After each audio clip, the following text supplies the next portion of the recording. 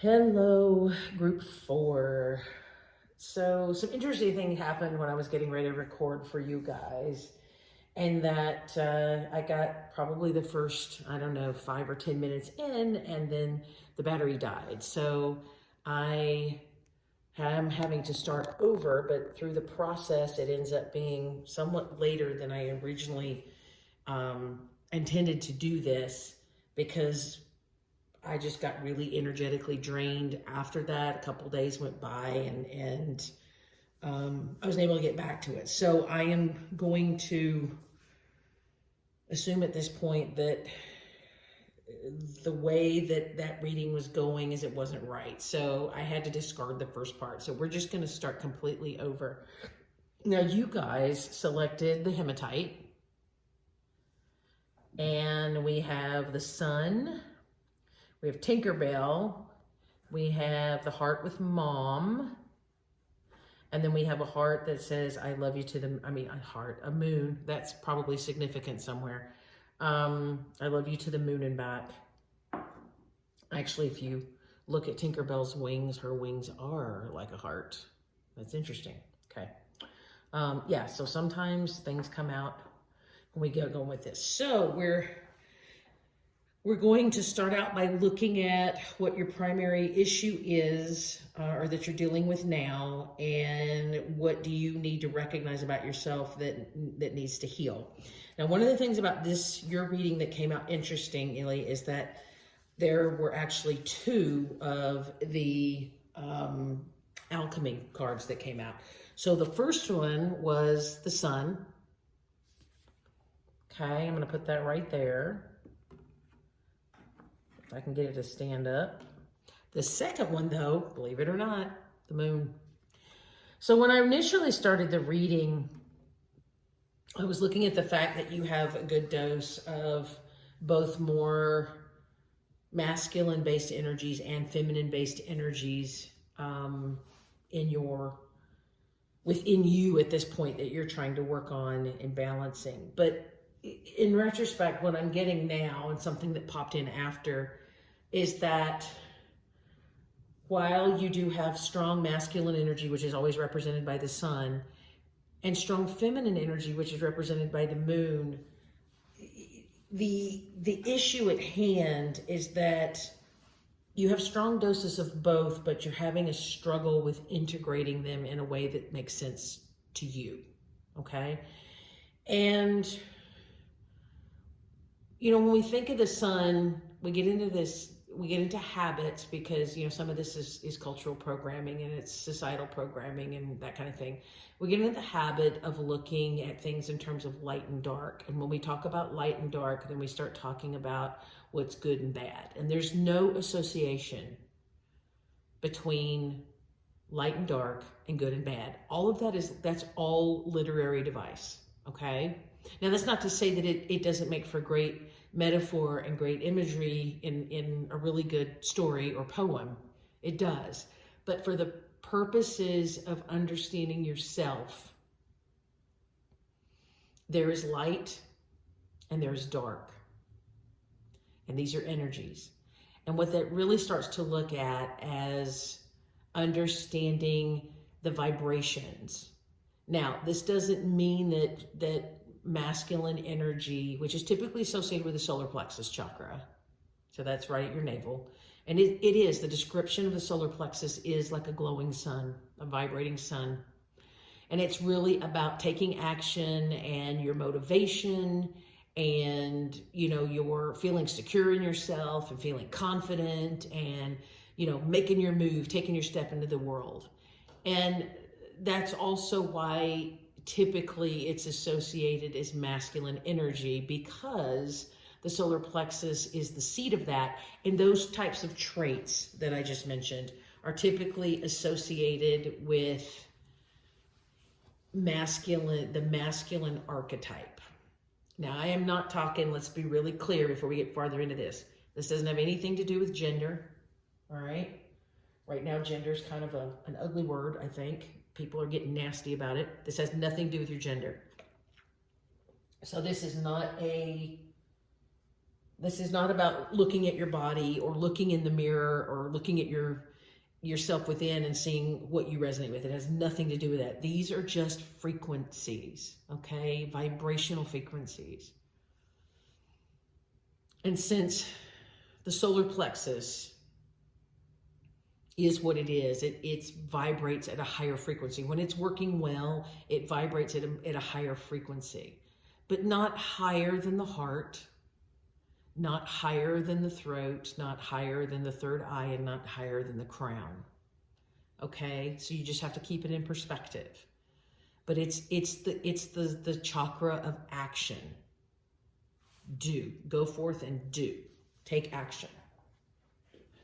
Had a professor in graduate school, and every time we learn something, some practice pattern or whatever, and then he would turn around and say, he goes, okay, you've learned, now go do. It's about taking action. You know what you know, you've learned it, you've invested in all this stuff, you know who you are, you know who you want to be, you know what your goals are. So you just have to go and do it at this point, right? But then we have Luna, the glorious, beautiful moon, in all her feminine glory. And the moon, you have to remember, even in tarot, moons tend, the moon card and the Rider-Waite-Smith, really in any deck, tends to be associated with things that are hidden or with shadows or with, the unknown, the subconscious, all of these other things. Again, some of that is based on literary metaphor, okay? Think about what the moon really does. She's there in the sky. She glows to illuminate the dark.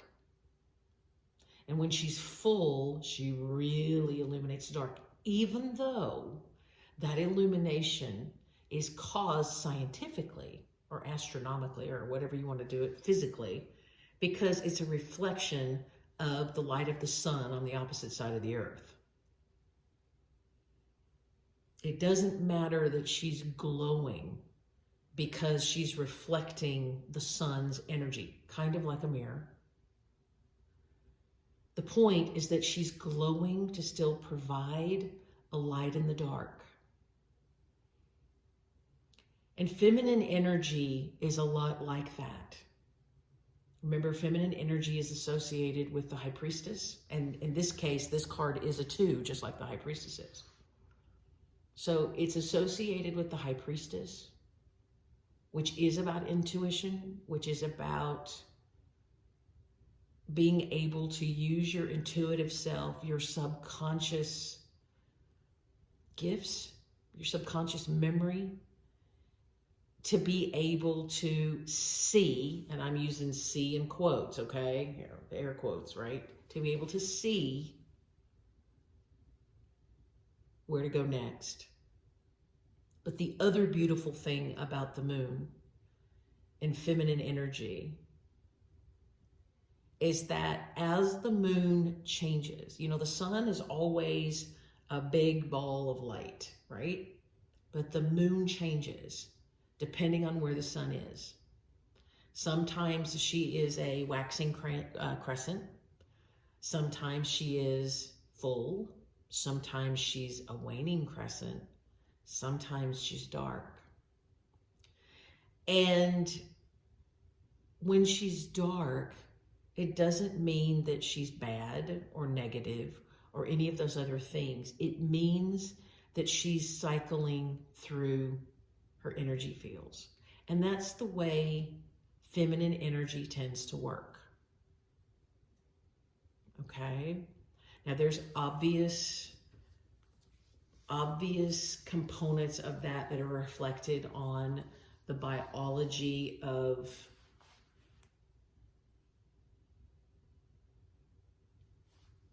sexual females. But I don't want you to get caught up in that, okay? Don't get caught up in the cyclic stuff.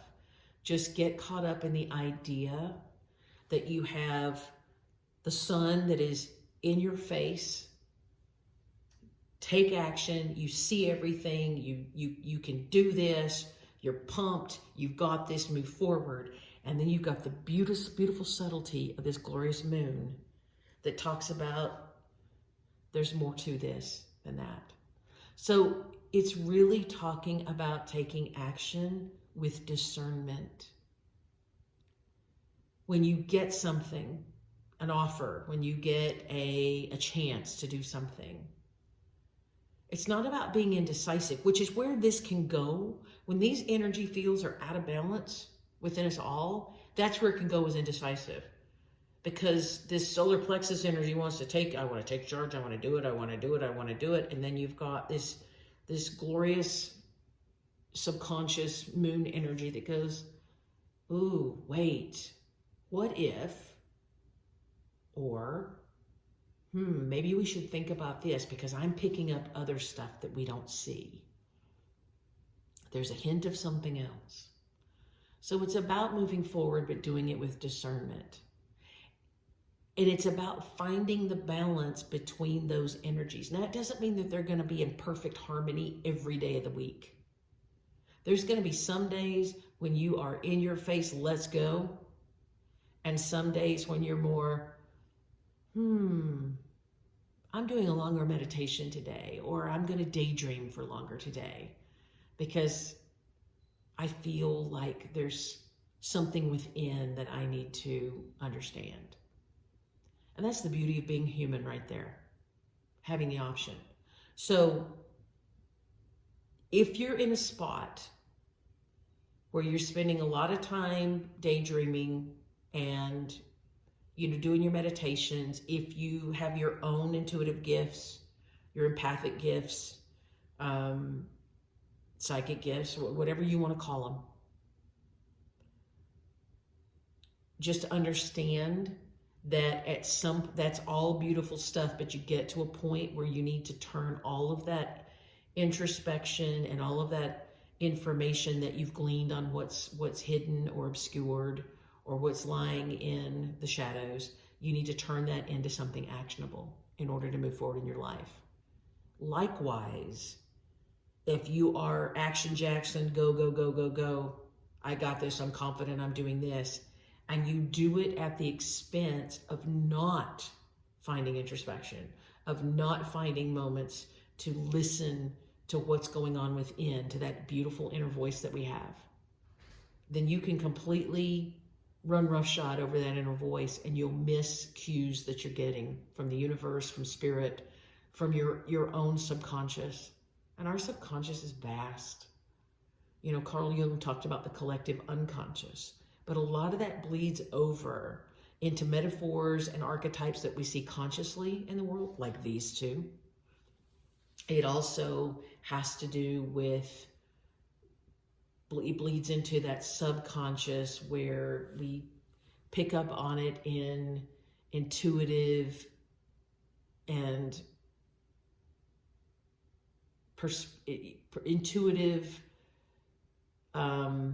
and introspective ways from that point of view. You need both energies. Ideally, they work in harmony. And I used to always think that they had to be both, they had to be equally working. But that's what's come to me in the last 48 hours is that they don't have to be working equally. They don't have to be exactly the same within you at all times. It has to do with understanding when it's appropriate to discern and be introspective, and when it's appropriate to take action and do.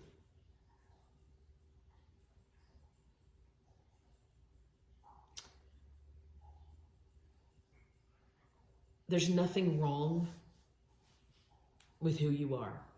We live in a world that constantly shows us how we're not correct or we're not right. And the thing is that all of that, and I find myself, I get irritated with people who, basically are talking out of, shall we say, their backside about things, and then they turn around and contradict themselves immediately. And the reason this happens, and we see it certainly in politics in the US, and I'm sure it's happening elsewhere too, but we see it with other concepts of what it means to be human and what it means to be a citizen and what it means to be an autonomous person and all those kinds of things. And understand every bit of that is coming from hurt. When you have that person who rains on your parade or tries to stomp on what you know is your inalienable right to be who you are, that's coming from a person who is taking action when they haven't done the introspection because they're afraid of their own introspection. You know, there's a reason to, and I know I'm going off in places, but hey, I gotta go where the universe tells me to go, where the spirits tell me to go.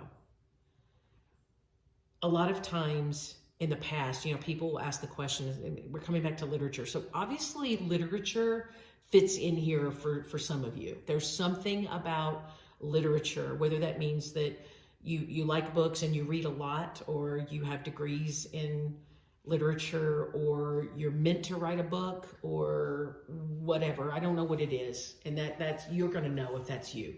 Okay. But if you go back and look at the genre of stuff that's a lot of us that are spiritual or intuitive, or who are, shall we say, outside the norms of conventional religious dogma and things like that. If you go back and you look at suspicious and why people become suspicious,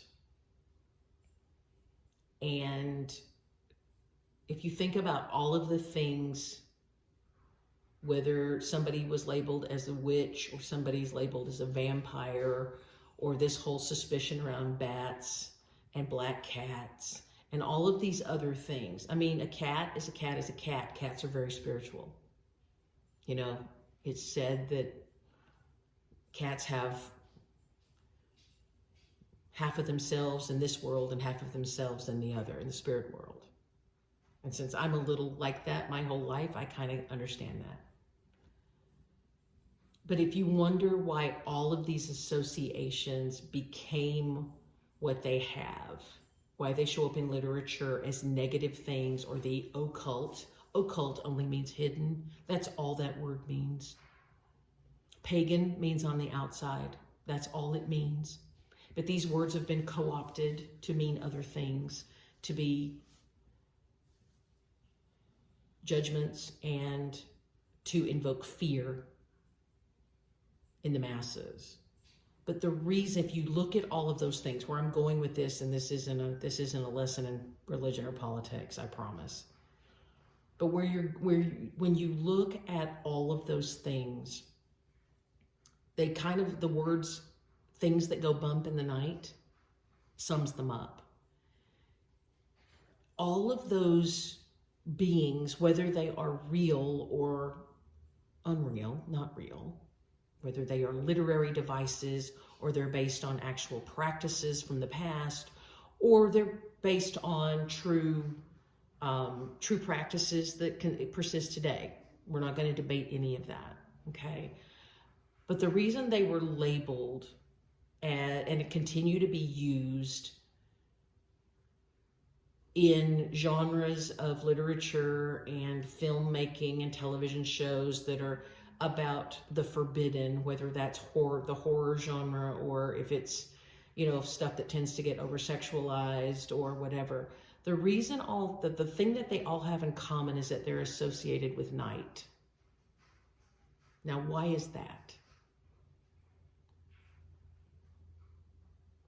The reason that there are so many people in the past who feared the night. I mean, there were some obvious practical reasons for fearing the night. If you couldn't see where you were going, you know, you can get spooked by anything, including your pet cat in the dark if you don't know where you're going.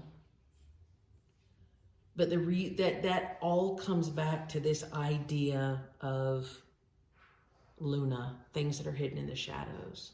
There are so many people throughout history who have become so terrified of going within and really looking at their subconscious and going with their intuition, that they've turned it, instead of understanding that it's an absolute part of your ability to discern how to move forward in life or how to play the game or whatever you want to call it. It's about being afraid of what's hidden in the depths, because sometimes what's hidden in the depths of our hearts and our souls and our minds contradict what we've been told is the right way to do things, or the only way to do things, or the appropriate way to do things. Nighttime, darkness, all of those things create fear in a lot of people. I once saw a statistic once that said that the number of sun people, sun, S-U-N people that love the sun and the daylight is about 80%, and only about 20% of people prefer night or moon. So that means that 20%, because it's not part of the vocal majority, automatically becomes suspicious, because you've got people on two sides of the spectrum, the sun and the dark, who don't understand the context, and they don't understand it from that person's perspective. Right? This is where misunderstandings start. And I can use a lot of cultural behaviors or societal behaviors that show you how these misunderstandings get started, and how people start, let's create labels for people and pigeonhole people and all these other things. But that's not really the point of this reading. The point of this is that you have these two beautiful energies. Don't pigeonhole yourself, okay? Don't go with this just because everybody around you says, oh, you got to do this, you got to be confident, you got to take action, you got to do da-da-da-da-da, you got to run the rat race, whatever. If that is not, if your subconscious, if your intuition, if your instincts, if it's telling you there's more to this, that there's something that you need to understand better, or there's something that you need to learn more, or there's something that you need to explore, listen to it. Just because the moon provides light in the sky as a result of catching the reflection off the sun's rays, doesn't make her less powerful. Because it's still illumination. And sometimes we get illuminated by what's in our face, like, bing, oh my goodness, that was right in front of me and I missed it. And sometimes it's more subtle than that. We all have both of these energies. These energies can coexist peacefully within all of us. It's not one or the other. Well, I have to be this because that's what everyone does. No, you don't. Be who you are. But more importantly, understand that these two energies, they serve you in different ways so that you know more about you and you can learn more about what's going on in your world and how to proceed and how to be inspired. But these energies also, they don't have to be 50-50. And I think sometimes, even I was starting to, was buying into the thing that to have balanced masculine and feminine energies within, that meant that they need to be 50-50. Well, guess what? They're not. It depends on the context of what I'm doing. And you don't have to be that either. Just know that balance comes from how you use those energies together and separately, and not trying to force yourself to be equally powerful in your masculine energy and equally powerful in your feminine intuitive energy. That's the blow your mind moment from Spirit. Balance of your masculine and feminine energies is about how you use them and not the intensity at which they operate within you. Okay, we can all breathe now and we can go home. Just kidding. Okay. So let's go in and continue to look at what you need to recognize about yourself that needs to heal at this time. So we have strength, the spirit of the West. This is meditation, patience offering assistance. The one thing that's beautiful about this card is that it has all white spirit animals on it. And white spirit animals are considered to be very, very sacred, very sacred. I mean, currently in I think it's Wyoming, it's either Wyoming or Montana, there's a white bison female that also gave birth to a white bison calf. And that is a massively important thing. That is highly spiritual. Because a lot of times these white spirit animals are associated, especially the white buffalo is associated with different predictions throughout time in terms of when phases of humanity is reaching change. So being of assistance to others, being patient, and going into your meditation, this is a 4. That's going to create stability. It's 40, but that rounds down to a 4. It's going to create more stability for you at this time. And ironically, here's another white card. Embrace the interior winter. Now that goes back to Luna. That goes back to that introspection. And maybe that's been a struggle, is that every time you go back in to really look within, you don't like what you find, or it feels scary, or it feels cold, or it feels frozen, and you don't feel like you're working with it. And I'm also picking up with these charms that maybe things you've wished for that, but it doesn't seem to happen. Or maybe there's somehow, this is somehow related to, energetic ties with a mother figure. Maybe you're meant to tap in with your mother if she's on the other side, or maybe you had a mother that taught you to be tough and really just focus, because she was trying to protect you, to focus on this sun-based energy, the action energy, instead of the intuitive energy. This card is looking at recognizing within, and then now they're moving, and finding, you see there's a dove there. When you recognize whatever feels cold or dead or frozen or uncertain on the inside, it's time to make peace with that, with this beautiful white dove, and move forward. It's time to make peace. And if that's fear, same thing. And that's not to say that fear is not valued. Fear can teach you a lot. And our ancestors are not as modern ancestors. Fear was the one thing, fear of predatory critters,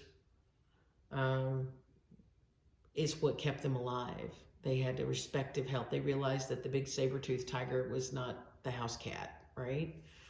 And then it had those big fangs for a reason. So fear can be valuable, but once it starts to take over and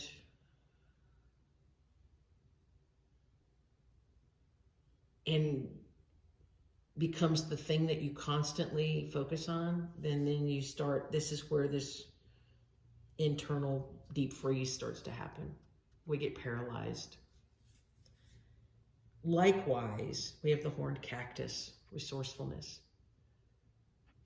Now, even with this, sometimes in order to protect ourselves, we get really prickly.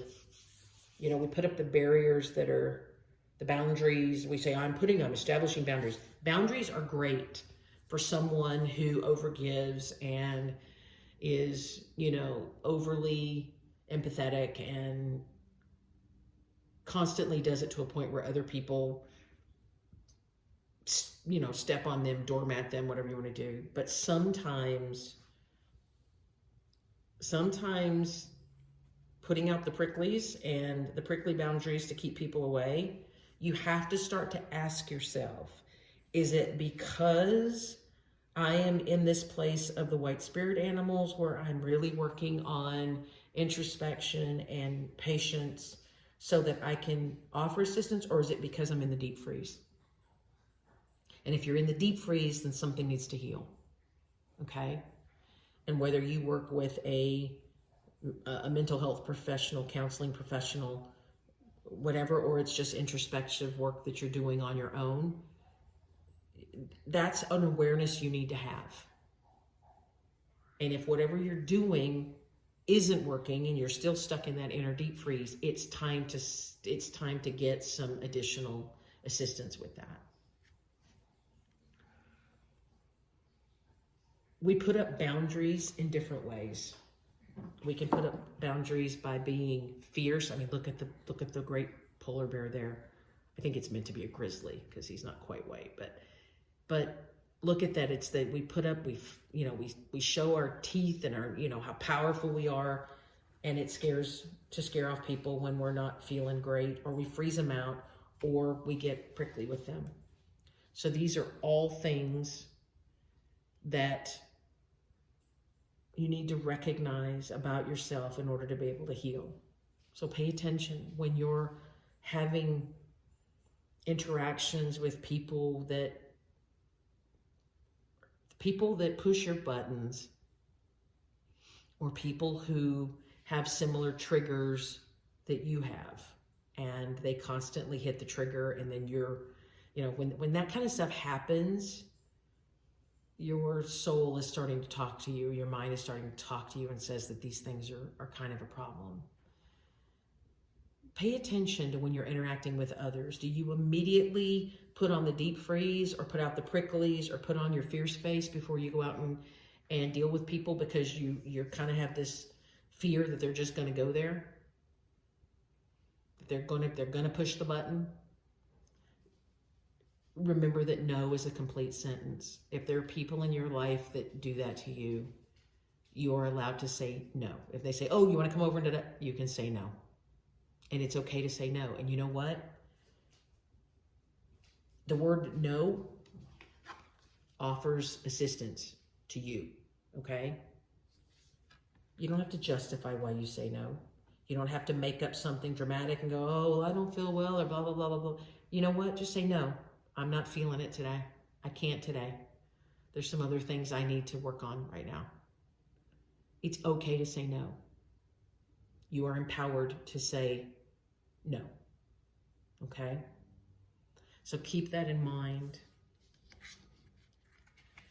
All right. The tarot cards that come out with this, we have the Page of Wands.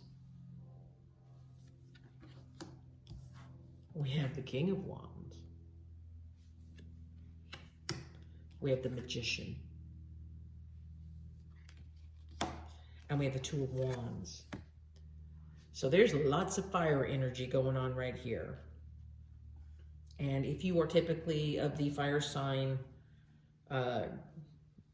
people, Aries, Sagittarius, and Leo, that could be why all these fire signs are coming up. What I'm picking up, though, is this really has to do with empowering. This fire energy is reflective of the action component of the sun, okay?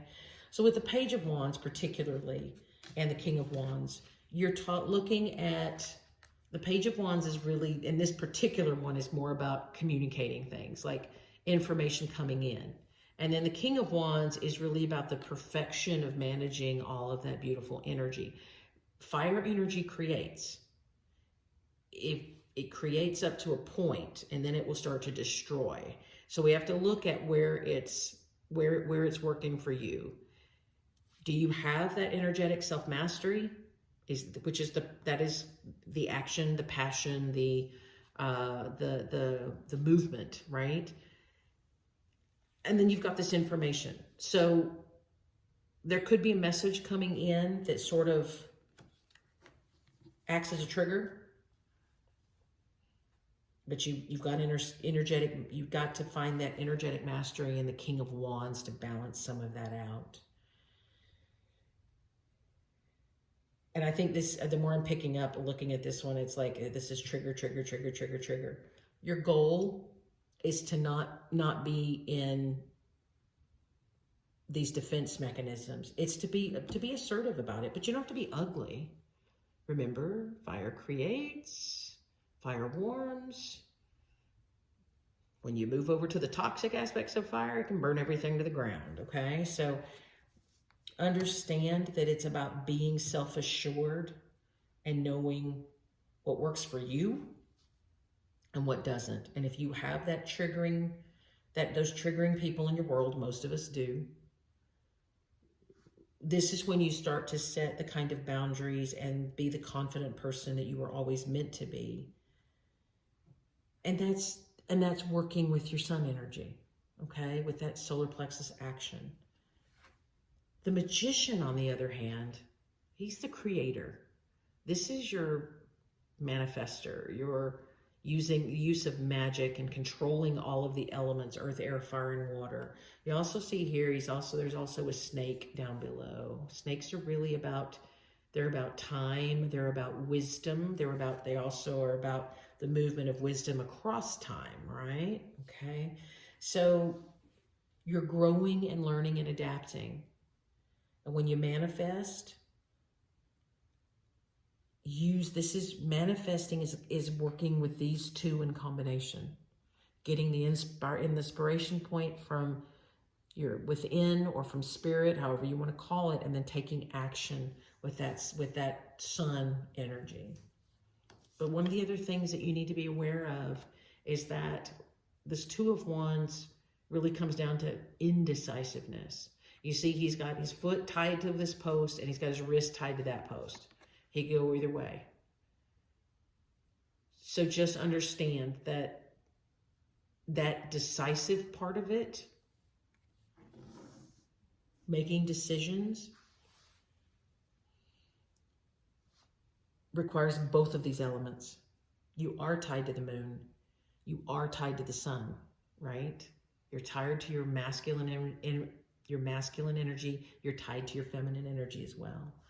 So understand that. It doesn't stop him. He's sitting here, communicating with this little bird or listening to the little bird. It's understanding that you can find balance in ways. You're tied to both of these energies. So figure out what it means to use them in a balanced way. And just understand that they don't have to be 50-50 in terms of how you use them. What they have to be is used appropriately in the right circumstances. And you have to feel good about using both of those. You can't be afraid of one of them, right? Just the King of Wands, he's your embodiment right now. Your power, your energetic mastery, okay?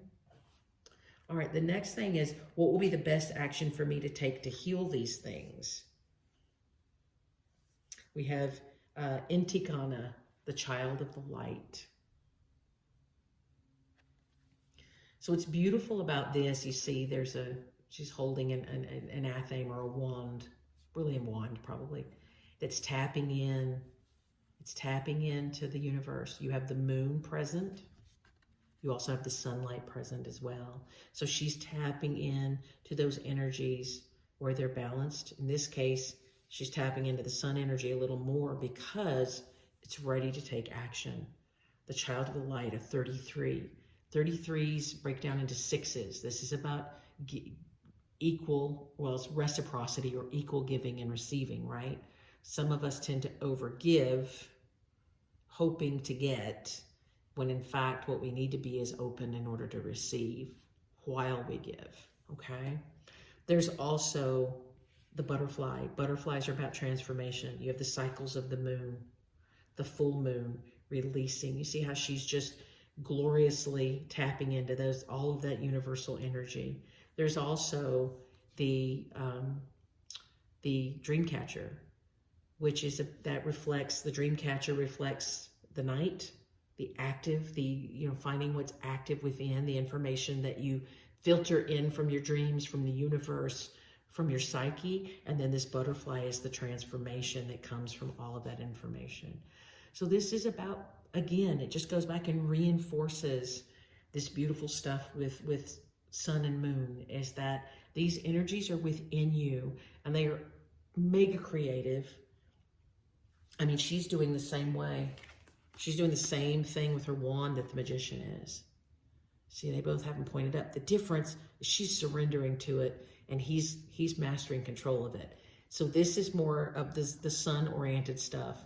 He's manifesting and using control or self-mastery to work with all the elements of the universe, and she's surrendering to the divine in order to create transformation. So the subtle, the action, okay? It all comes back to both. It just depends on what's appropriate and when it's appropriate. And that's when you need to really look within to understand it. All right, let's look at how can I transmute this challenging energy into something empowering for me? And that's part of this, but let's look at these tarot cards as well. Oh no, wait, they're not coming up. Sorry, I got my things out of order. We have Spirit of Fire. See, there's fire all over this reading today, guys. The Spirit of Fire. We have Wind, which is activation. It's beautiful. It's just, we're getting the same reinforcement of the same information over and over again. And we have the Zebra. Both stripes. Light stripes, dark stripes. But they're beautifully and seamlessly there, right?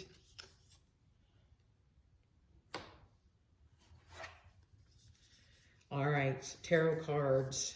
We have the Nine of Swords. We have the Tower.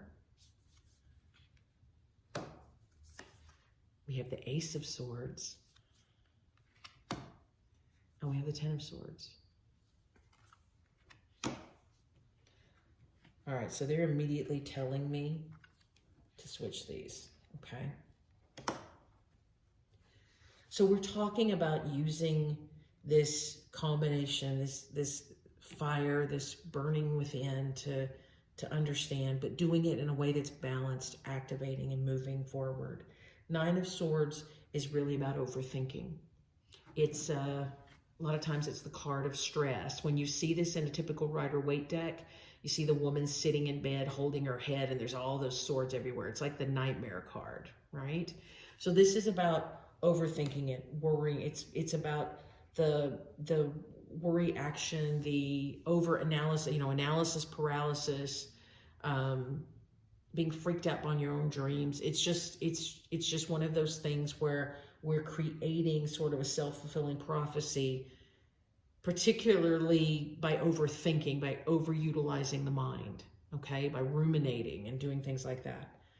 The Tower, on the other hand, the lightning bolt comes from the sky, right? So this is spirit giving divine intervention.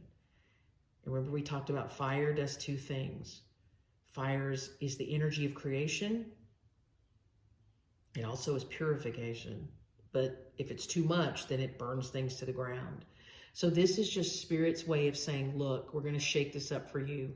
We got your back. We're going to shake this up for you. And you notice down below, you have all of these others. Look, on this part of the ground, it almost looks like a claw, like you're being eaten up, or fang. And so what this is Spirit coming in to sort of send that lightning bolt. It's going to burn the tree, and the tree is going to transform chemically into something else. Now, that doesn't mean you're going to get burned. Please don't read into that literally. This is metaphor. This is about changing your foundation, right? It's a tree. It's your foundation. It's about helping you to see that your foundation A, can withstand pressure and stress. I mean, look at the tree. It's not falling over. It's not burning all the way to the bottom. It's just this fire, this lightning bolt is creating fire that's getting rid of the thoughts and the confusion, all this stuff created by this Nine of Swords, right? It's purifying some of that and getting rid of it, but your foundation is still there. Why? Because you've built it. You've built a strong foundation. You have it. It's just going to change up a little bit the way you think and the way you act, the way you move forward. And by act, it's not your behavior. It means how you move forward in this sun energy, right? It's just changing the energy field a little bit. Now, right about now, my ears are starting to get a little, I'm getting like almost a ringing in the ear. And that's telling me that there's somebody that doesn't want to hear that.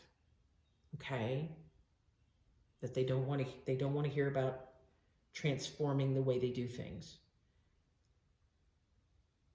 Understand when you're ready, all of this stuff is easier to do. If you're terribly afraid of having to be something different or be someone different or move away from your own securities, I mean, that's growth, both fortunately and unfortunately. But at the same time, if it's something that's really creating fear and stress and anxiety, please seek out professional help to help you manage those feelings and emotions, because sometimes a practical avenue comes back to the sun energy. Sometimes a practical method is needed from working with a professional to deal with a lot of these subtleties within, or a lot of these thoughts within, okay? Now, as the tower comes through, the next thing that happens is the Ten of Swords, right? It's over. Sometimes it's overkill. I mean, couldn't you get the rat with one sword? Why do you need 10? But it's basically the conclusion of a cycle. Somebody's choked up too, because I just did that. So take a breath. Nice, even, deep breath through your nose. And then sigh it out. And let your shoulders just relax. Just breathe.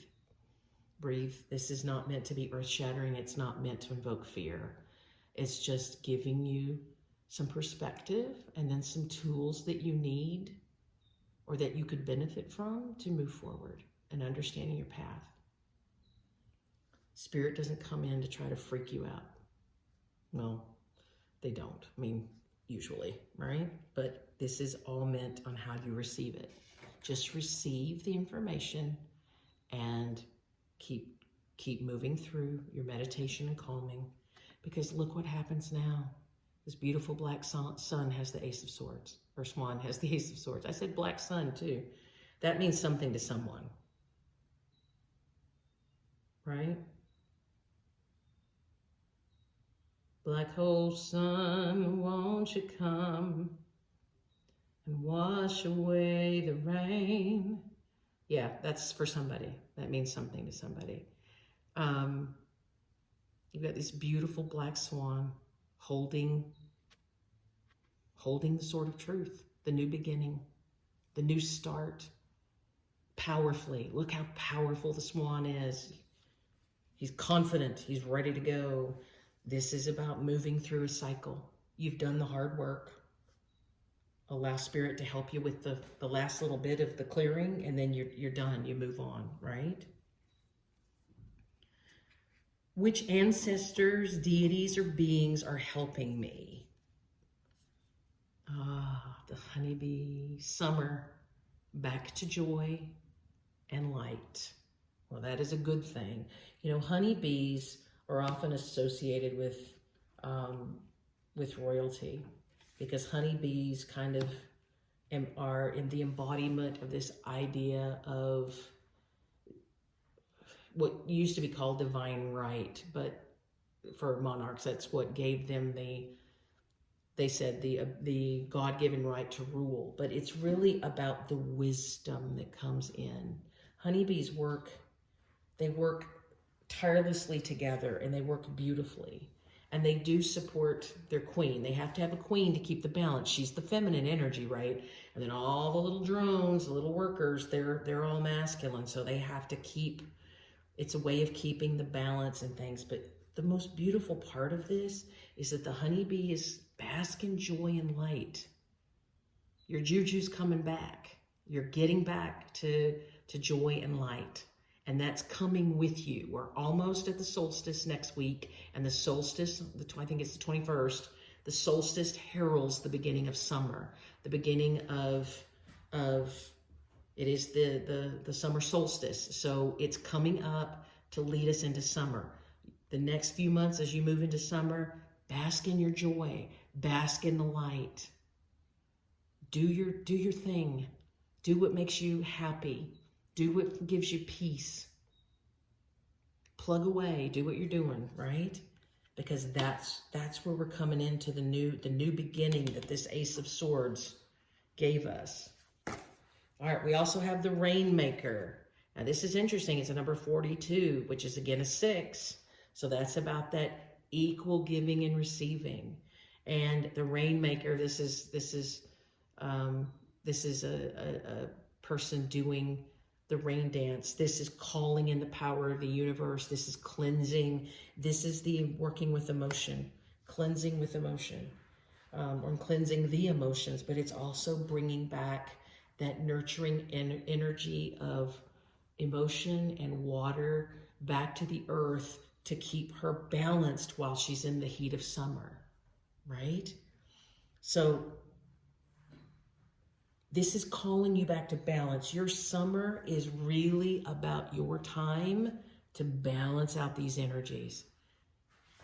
However that is for you, to balance them out, okay? All right, the next thing we're going to do is I'm going to pull your spirit animals for the medicine wheel. These are the totem animals that are working with this group. Please understand that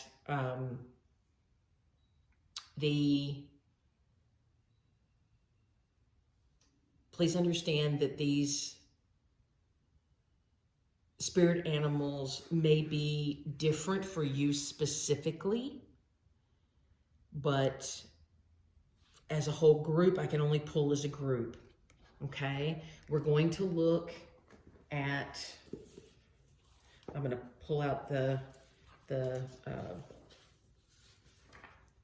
actual book because I want to give you the specifics.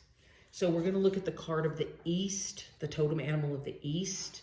This reveals where your spiritual strength lies and indicates the direction of your spiritual path. It can also show you challenges to you seeing clearly how you're headed, okay? The card of the South is described, it's teaching the inner child and helping to nurture you and teaching you to trust yourself. The card of the West is giving you your internal, this indwelling solution to your present life's challenges and what goals that need attention and how to reach your goals. So that's more about the sun. So again, we're balancing. Finally, the North card teaches you how to spiritually apply and integrate the lessons of the other 3, okay? And so this is the key to walking in wisdom. All right, so in the North, we have 49, the salmon, and that is a 4. It breaks down, it's a 13, and then it breaks down to a 4. All right, for the East, we have the whale, 41, breaks down to a 5. Now, I will point out that your card of the South actually came in the face-up position. Yours is the only group that had one that flew out in the face-up position. So what this is telling me is this hummingbird energy, which is a 44 or an 8, in your southern position of the wheel, is incredibly important for this group. Okay? And finally, in the position of the West, we have the owl at 21, which is a 3. All right, so let's look in the East at the whale. And I'm going to give you some specific information from the book, okay? You know, whales have great memory of, historic memory of the earth. And they're massive mammals. You know, they're not fish. They're massive mammals. And they have beautiful relationships with their children. I think what's cool about this card is you see the star up there. The star in tarot is about healing and wishes and hopes and dreams. But with healing, the whale is the record keeper. That's what the whale shows us. And it says, whale of the mighty oceans, you have seen it all. Secrets of the ages are heard within your call. Teach me how to hear your words and how to understand the very roots and history of when our world began. So this is asking you to remember that the past is definitely in the past. Sometimes looking at your past or going back and analyzing certain things will teach us as individuals and as a society where we've come from so that we can make better choices on how to move forward. So for whale energy for you in the East, it's really about the direction of your path. And since the whale is the record keeper and the whale moves through the oceans of the earth, showing nurturing, the path forward is really about remembering that we have to nurture not just each other, but we nurture ourselves. And that comes back to that reciprocity information that's been coming through this reading since the beginning, and the balancing of the energies.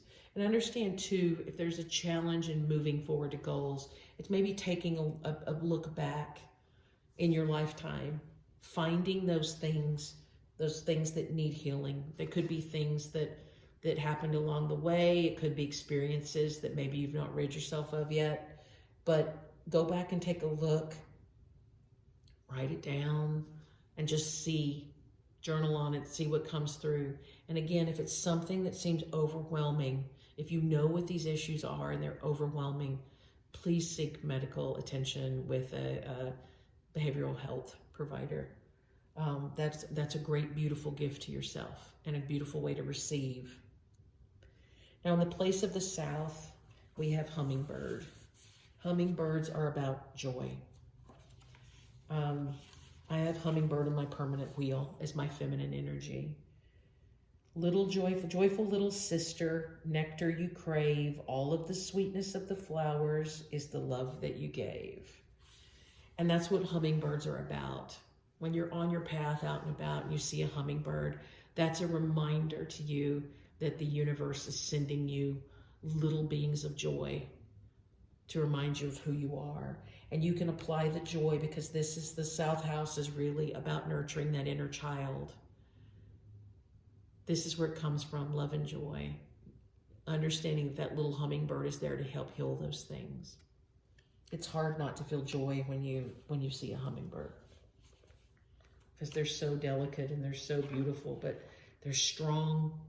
Hummingbirds are so strong. Some of them fly thousands and thousands of miles when they're moving from winter weather to summer weather in order to stay warm. And a lot of times as they move from one place, they work cooperatively with bigger birds like geese and fly underneath their wings while they're flapping, so that they can, they're protected from excessive wind or rain or storms because they're so tiny. But they work so hard, hummingbirds. They really do the work, but they just spread joy wherever they go. And that's a good message, I think, for all of us. In the House of the West, you have the owl. Now, owls are about wisdom. The converse of that is about deception. Okay, in the Western house. And in your Western, the House of the West, we're really talking about,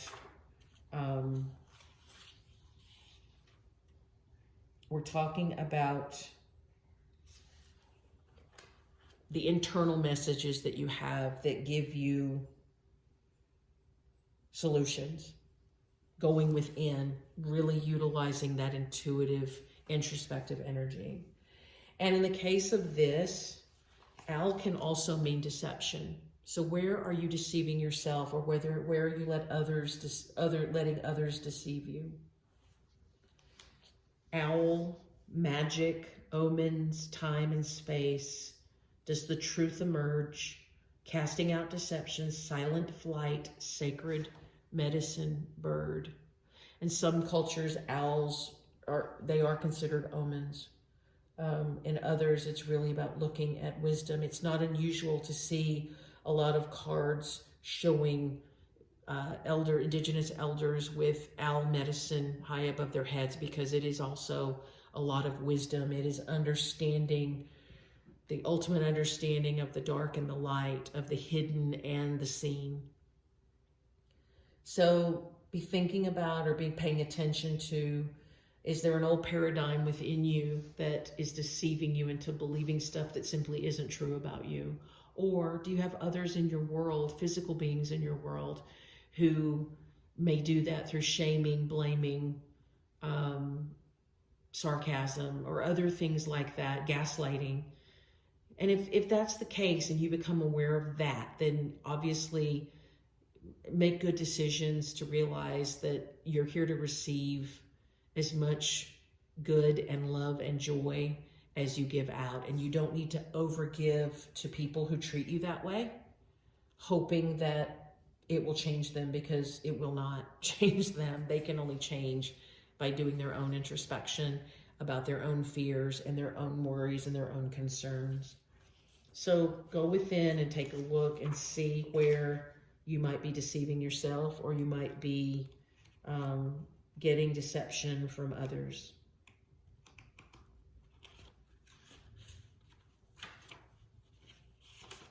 All right.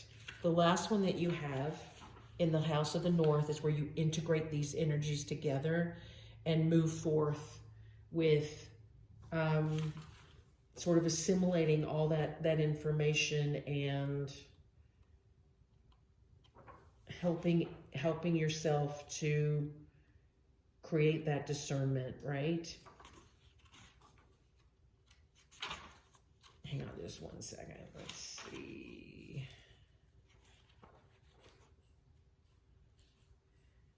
And for the North, it teaches you how to spiritually apply and integrate these other lessons. And it's the key to walking in wisdom, to being your highest self, your self-actualized self. The Salmon is about wisdom and inner knowing. Salmon, keeper of inner knowing, illuminate all that I can see. Fill me with the love of learning, life's sacred wisdom offered to me. And this goes back to, again, blending, knowing when the introspection, when listening to within is the right thing to do in order to help you move forward. Finding the proper understanding for you and your circumstances, your spirituality, and then being able to, again, turn that into that actionable stuff that actually moves things forward in your life. It's really beautiful. Those are really beautiful cards. And to have the hummingbird show up, please remember joy is so important. And when you feel down, it's hard to feel joyful. I totally understand that. But at the same time, every time you see that hummingbird, it's hard not to smile and realize how beautiful they are and how delicate and dainty they are. So when you see whales, hummingbirds, owls, or salmon in your daily life, whether it's seeing one in the wild, it's seeing one in photos or on social media or in a book or anything like that, understand that spirit talking to you. That's your animal showing up to provide you that guidance. And if you have little statues of any of these, you can also put that on the place where you pray or meditate and ask that animal to come to you and give you greater wisdom and help you to work through things, and they will do just exactly that. All right. As we get closer to the end of this reading, the last one is, what messages is Spirit sending to me? Reveal what needs to be seen. And that's that moon coming back in. The gray kangaroo, abundance. Keeping that mindset. And abundance, just, it isn't about money, just about money or things. It's also about joy and happiness and being grateful for how you've been blessed already. You know, it's that analogy about some people are, you know, they see the glass as half empty. They focus on what they don't have. And so that's all they ever see. And then you have those who focus on the glass being half full. And if they see that it's half full, they're already acting abundantly because they're grateful for what's there in the glass, understanding that there's more room for more water to go into the glass. So just keep in mind to stay focused and abundant on these cards. The other thing that's interesting is that the gray kangaroo is also a card number 40. So you've had that 4 coming in over and over and over again for stability. And that's what they are, stability and security. And lastly, I'm going to give you a card here. I pulled one from the Lakota Sweat Lodge cards. And these are a little bit different. So you have Chanupa Wakan. This is the sacred pipe, the peace pipe, okay? And it's a card of 31, which adds up to a 4. So let me read you a little bit about the sacred pipe. And this is about prayer.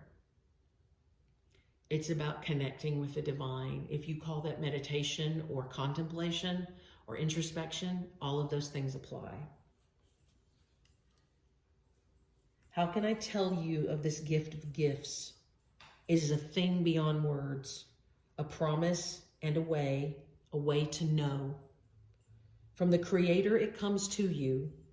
Know the promise first as a hope within. Know that the way first as a questioning step. Know that both will lead you to the center of the world, and then you will understand. The hope within, and then a questioning step. So this really summarizes, when we talk about the pipe, it really summarizes the knowing, the doing, the knowing and the action, the blending of that. Group 4, you have so many rich and beautiful messages in this reading. It's incredibly powerful that these energies that are working in you, if you're struggling and you don't see the way, that's when you have to take a deep breath and really focus on your meditation or introspection. Even 5 minutes a day will help that. It calms you down. Don't let yourself get pulled back into the energy of that 9 of Swords, where you're freaking out or having sleepless nights or restlessness because you can't shut your brain off. It's time for us to move into our heart spaces. It's time for us to move in to the way of the pipe. You know, the peace pipe works because that smoke, so tobacco is sacred. And the smoke helps carry those prayers to heaven. It's also purifying smoke, much like this sage. So understand that this is your ability. The spirits, your guides, your team, however you want to refer to them, they're sending you all these beautiful things. They're recognizing your stability. They're recognizing that you have both energies in full force. And they're telling you that the way you use those energies is up to you. But you need to discern and intuit how to best do that, when it's appropriate and when to take action.